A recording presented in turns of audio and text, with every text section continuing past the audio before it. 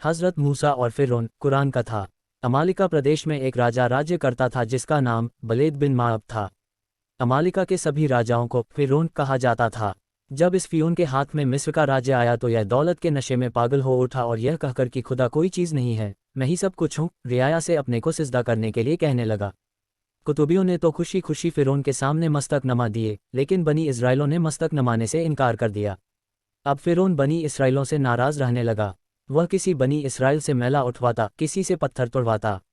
सारांश यह कि वह उनसे ऐसे घृणित और कठोर काम लेता जिन्हें वे कर भी ना पाते।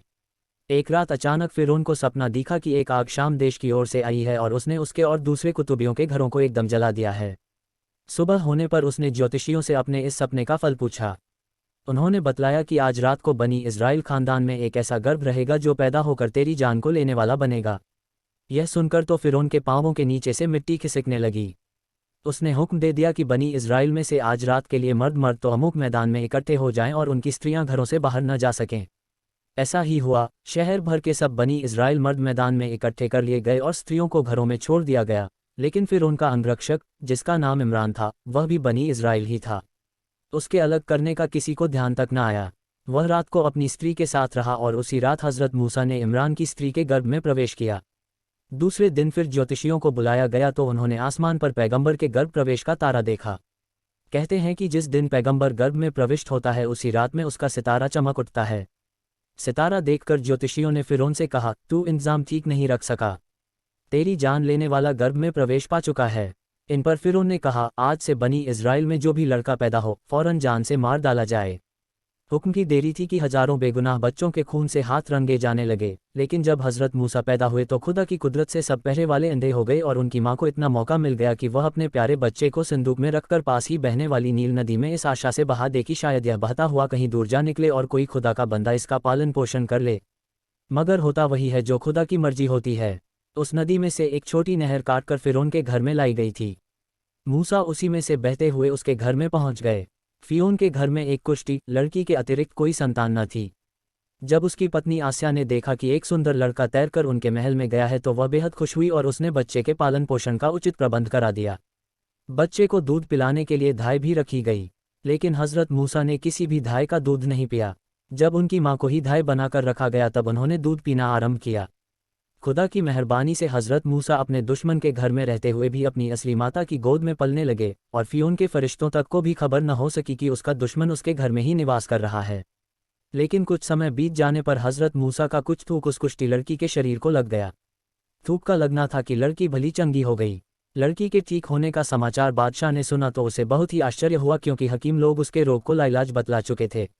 बादशाह ने हज़रत मूसा को बुलवाया और गोद में लेकर उन्हें गौर से देखने लगा। हज़रत ने फ़िरौन की दाढ़ी के कुछ बाल नोच लिए। इस पर बादशाह को बहुत क्रोध आया और उसे बनी इस्राइल के खानदान का समझकर फ़ौरन मारने का हुक्म दे दिया।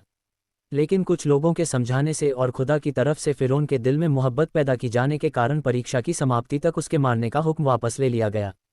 परीक्षा यह थी कि बच्चे के सामने दो थालियों में एक में लाल और एक में दहकते हुए अंगारे रखे जाएं। अगर यह कोई साधारण बच्चा होगा तो चमकता हुआ आग का अंगारा उठाएगा और कोई दिव्य पुरुष होगा तो लाल उठाएगा। दोनों थालियां सामने आईं तो हज़रत चाहते थे कि लाल उठा लें, लेकिन जिब्राइल ने उनका हाथ अंगारों पर रख दिया, जिससे उनका हाथ जल उठा। फिर उन्होंने एक अंगारा मुंह में दे लिया, जिससे मुंह भी जल उठा और तोतले बोलने लगे और आखिर तक बोलते रहे। इस पर बादशाह और उसके साथियों को बिल्कुल निश्चय हो गया कि यह तो कोई बेवकूफ़ लड़का है, पैगंबर नहीं, क्योंकि पैगंबर तो जन्म से ही चालाक और होशियार होते हैं। अगर यह पैगंबर होता तो अपना हाथ और मुंह क्यों जला लेता। इसके बाद उन पर किसी प्रकार का संदेह नहीं किया गया और वह स्वतंत्रतापूर्वक राजघराने में निवास करने लगे। अब सब लोग उन्हें फ़िरौन का लड़का कहकर ही पुकारते। हज़रत मूसा की अवस्था लगभग 20 वर्ष हुई तो उन्होंने इस्राइल के उद्धार के लिए कमर कस ली और छुप छुप कर लोगों को समझाने बुझाने लगे।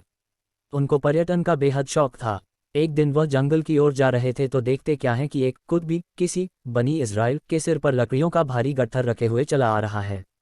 बोझ से तंग आकर बेचारे बनी इस्राइल ने गट्ठर जमीन पर पटक दिया। इस पर कुतबी मारे क्रोध के लाल हो गया और बनी इस्राइल को मारने को तैयार हुआ। तभी बनी इस्राइल ने हज़रत मूसा को उधर से आता देख दुहाई मचाना शुरू कर दिया। हज़रत मूसा झपट कर वहां पहुंचे और कुतबी के जोर से ऐसा गुस्सा मारा कि उसने वहीं तड़प तड़प कर प्राण दे दिए। फ़िरौन को इस दुर्घटना का पता चला तो उसने हज़रत मूसा की हाजिरी का हुक्म दिया। हज़रत ने अपने दोस्तों से सलाह की कि अब क्या करना चाहिए। दोस्तों ने राय दी कि अब भला इसी में है कि तुम रफू चक्कर हो जाओ, नहीं तो जान पर आ बनेगी। दोस्तों की सलाह मानकर हजरत मूसा जंगल की ओर निकल गए। जंगल में यह देखते क्या है कि दो लड़कियां कुछ बकरियों को घेरे हुए एक कुएं के निकट खड़ी हैं। जब इन्होंने उनका परिचय पूछा तो उन्होंने बतलाया कि हम शोअब पैगंबर की लड़कियां हैं। हमारा पिता अंधा और दुर्बल है, इसलिए हमें ही बकरियां चरानी पड़ती हैं।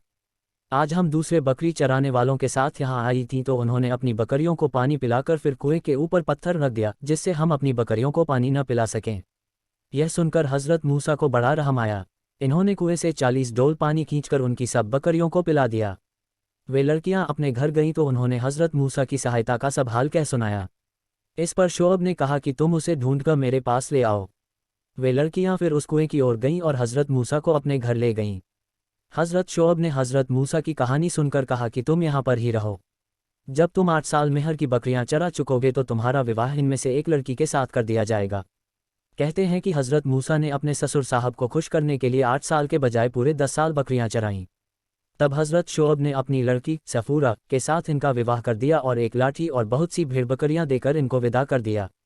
हजरत मूसा मंजिल पर मंजिल तय करते हुए दूर पर्वत के पास पहुंचे तो घटा मेह और तूफान उमड़ आए जिससे बहुत अधिक सर्दी हो गई। सर्दी दूर करने के लिए इन्हें आग की आवश्यकता हुई तो इन्होंने इसकी खोज में चारों ओर घूमना शुरू कर दिया। थोड़ी देर में यह देखते हैं कि पहाड़ के ऊपर बड़ी तेज आग चमक रही है। यह कुछ घास फूस लेकर उसे सुलगाने के लिए दौड़े और जहां आग जल रही थी वहां पर घास फूस रख दिया। लेकिन वह आग वृक्ष पर चढ़ गई। उन्होंने भी वृक्ष पर चढ़ना चाहा, लेकिन आग दूसरे वृक्ष पर चली गई। यह विचित्र घटना देखकर इनके मन में अनेक तरह के विचार उठने लगे। तभी किसी ने चिल्लाकर पुकारा, ए मूसा। इन्होंने कहा, हाँ, लेकिन इन्हें कोई और नजर न आया। अब यह बहुत भयभीत हुए और कहने लगे, कौन है जो आवाज़ देता है और अपने को जाहिर नहीं करता। इसके उत्तर में इन्हें सुनाई दिया, हे मूसा, निश्चय ही मैं अल्लाह हूँ, तेरा और सारे जहाँ का मालिक हूँ। अब तू अपने जूते उतार दे क्योंकि इस समय तू पवित्र पृथ्वी पर आ खड़ा हुआ है। यह सुनते ही हजरत मूसा ने अपने जूते उतार फेंके और एकदम सिजदे में झुक गए। फिर खुदा ने कहा, आज से मैंने तुझे पैगंबरी अता की। तू यहाँ से सीधा मिस्र जा और फिरौन को आस्तिक बनाने की कोशिश कर, नहीं तो इसराइलों को वहाँ से निकाल ला। खुदा की आज्ञानुसार हजरत मूसा ने फिरौन से जाकर कहा, मैं पैगंबर हूँ, तुम मुझ पर ईमान लाओ। इस पर फिरौन ने जवाब दिया, क्या तू वही मूसा नहीं है जो कल तक मेरा बेटा कहलाता था? कल तो तू यहाँ से अपनी जान लेकर भागा था और आज पैगंबर बनकर आ गया। कहते हैं कि इस पर हजरत मूसा ने अपनी लाठी पटकी। यह लाठी फौरन अजगर बन गई।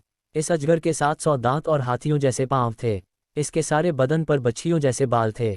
यह अजगर फौरन फिरौन पर झपटा। फिरौन ने हजरत मूसा से प्रार्थना की, मुझे इस बार बचा लो, मैं जरूर ईमान ले आऊँगा। हजरत मूसा ने अजगर को हाथ में उठाया तो वह पहले की तरह फिर लाठी बन गया। इसी तरह हजरत ने और भी कई चमत्कार दिखलाए, लेकिन वह धूर्त फिर भी ईमान न लाया। तब हजरत मूसा ने उचित समझा कि बनी इसराइलों को यहाँ से निकाल ले चलूँ। एक रात में इन्होंने सब बनी इसराइलों को लेकर कूच बोल दिया। जब वे कुछ दूर निकल गए तो फिरौन को उनके चोरी से भाग निकलने का समाचार मालूम हो गया। उसने कई लाख सवार और प्यादे लेकर कुलज़म नदी के इसी पार उन्हें जा घेरा। लेकिन हजरत मूसा ने अपनी लाठी नदी के पानी में मारी तो उसी दम पानी के 2 टुकड़े हो गए और बीच में सूखा रास्ता बन गया। बात की बात में हजरत मूसा और सब बनी इज़राइल रास्ते में से होते हुए उस पार निकल गए। यह सब कुछ देखकर फिरौन बहुत घबराया। उसने चाहा कि वह भी नदी पार कर जाए, लेकिन देखते ही देखते पानी के दोनों हिस्से फिर मिल गए और पानी में घुसने का साहस फिरौन न कर सका। लेकिन खुदा तो उसको डुबाना ही चाहता था। इसलिए खुदा के हुक्म से जिब्राइल एक घोड़ी पर सवार होकर फिरौन के घोड़े के सामने आकर खड़े हो गए। घोड़ा घोड़ी को देखते ही भड़क उठा और फिरौन के काबू से बाहर हो गया। यह देखकर हजरत जिब्राइल ने अपनी घोड़ी को दरिया में छोड़ दिया और उसके पीछे पीछे फिरौन का घोड़ा और उसके पीछे तमाम शाही लश्कर भी दरिया में कूद पड़ा। हजरत जिब्राइल तो अपनी घोड़ी कुदाते हुए बच निकले, किंतु फिरौन और उसके सब साथी वहीं डूब गए।